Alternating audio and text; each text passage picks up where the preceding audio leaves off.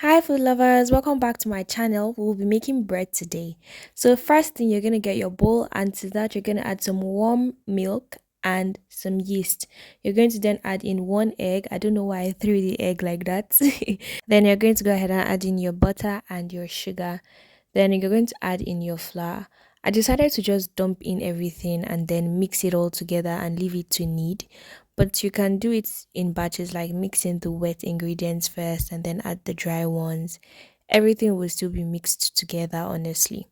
So then I got my mixer, and then I left this to knead for about 10 to 15 minutes, and occasionally I was bringing down the size, making sure everything was kneading properly. If you don't have a stand mixer, you can just use your hand. Knead this for about 20 minutes. But I had one, so I did this. Anyways, I just mixed everything together and covered this with a cling wrap, and then put a napkin over it and put this in a warm place to rise for about 20 to 30 minutes. After which I brought it back. I kneaded it for just like 5 minutes more, and then I cut this into I think 7 squares. Just 7 portions. If you have a measuring scale, that will be much better, so you have appropriate sizes. But I just eyeballed it, to be honest. I mean, I was making this for myself, but you want them to be like a uniform size. And then after this, I kneaded each one and rolled it up.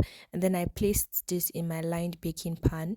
And after I did this for all of them, and then I covered this and allowed it to double again in size for about an hour, or an hour and a few minutes, hour 10 minutes max. But you need it to rise for at least an hour. You'd notice that it has doubled in size.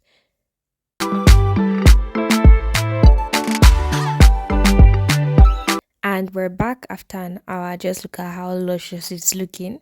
I then went ahead to spread over melted butter on this, and then I put it in the oven to bake. I had this bake at 180 degrees Celsius for about 25 minutes, but you can leave it for 25 to 30 minutes max. Don't let it stay over. If not, it's gonna be strong. You want your bread really fluffy and nice. I brought it out and I was trying to turn this. I don't know why I thought I had iron hands and forgot that the pan was hot. Anyways, don't be like me, guys. Always use your napkins and towels to hold hot things. I flipped this over and then I went ahead to spread over melted butter again just for the shine, and then that was pretty much it.